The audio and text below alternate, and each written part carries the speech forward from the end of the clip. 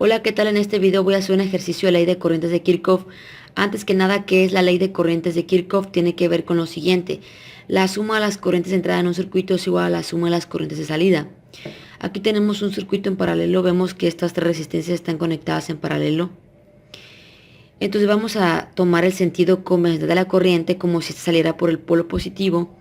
Por lo tanto, sale una corriente total I.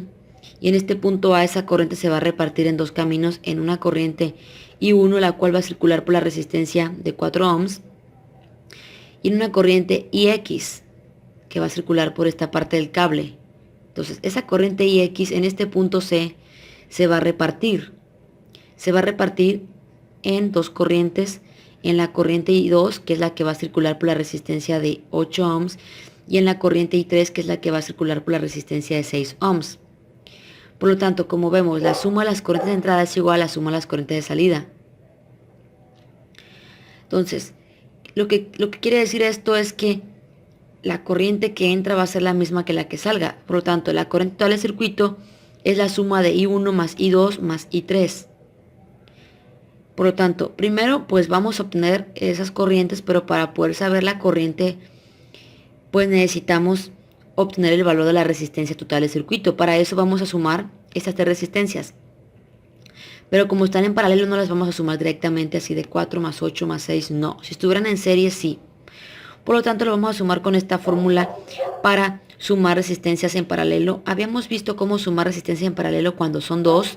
Es más sencillo sumarlas, simplemente es la multiplicación de cada resistencia entre la suma de cada resistencia. Pero cuando son más de dos, pues es diferente la fórmula. RT, que es la resistencia total, es igual a 1 entre el inverso de cada resistencia, es decir, 1 entre la suma de 1 entre R1 más 1 entre R2 más 1 entre R3. Es decir, entre las fracciones de cada uno de esos valores. Por lo tanto, RT va a ser igual a 1 que divide a 1 entre 4, que es el valor de la primera resistencia, más 1 entre 8, más 1 entre 6. Después de eso, pues vamos a realizar esto, pero aquí vemos que estamos sumando tres fracciones con distinto denominador.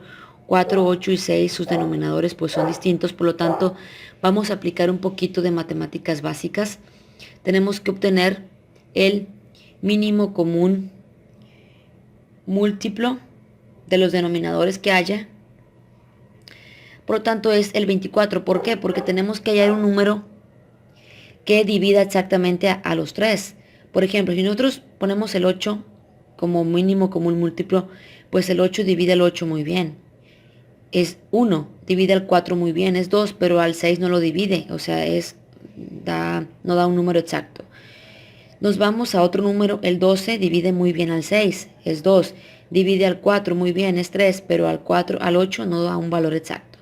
Y el 24 divide a los tres números, al 6, 24 entre 6 pues es 4, 24 entre 8 es 3 y 24 entre 4 es 6. Por lo tanto, el mínimo común múltiplo es el 24.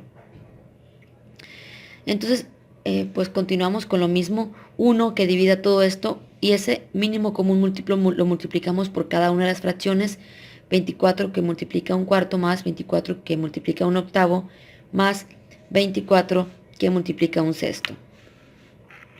Y queda así, entonces hacemos lo siguiente, 24 entre 4 lo dividimos y eso es 6 y lo multiplicamos por el numerador, es decir, 24 entre 4 es 6, por 1 pues es 6. Luego 24 entre 8 es 3, por 1 pues es 3. Y 24 entre 6 es 4, por 1 pues es 4. Y ponemos ese mínimo común múltiplo. Por lo tanto, 6 más 3 más 4 es 13. Y queda de la siguiente manera, 1 entre 13 entre 24. Entonces aplicamos lo siguiente, ley de la tortilla.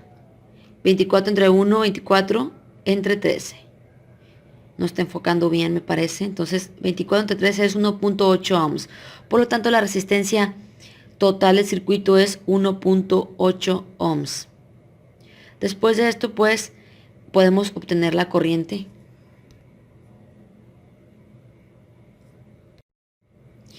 La corriente, pues, la obtenemos dividiendo el voltaje total, que es 12 voltios, entre la resistencia total, nos da 6.6 amperios aproximadamente. Entonces, como vimos, la corriente total del circuito va a ser igual a la suma de las tres corrientes.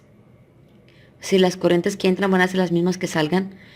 Por lo tanto, para obtener I1, que es la corriente que circula por la resistencia de 4 ohms, voy a hacer aquí el circuito. Entonces, I1 es la corriente que circula por la resistencia de 4 ohms. Pues lo obtenemos dividiendo el voltaje que hay en esa resistencia, que vemos que como las tres están en paralelo a la fuente de voltaje, van a tener las tres el mismo voltaje de la fuente, que son 12 voltios. Entonces el voltaje en esta resistencia es 12 voltios. Dividimos ese voltaje entre el valor de la resistencia para saber cuánta corriente circula por ahí. 12 voltios entre 4 ohms es 3 amperios, por lo tanto I1 son 3 amperios, por aquí circulan 3 amperios.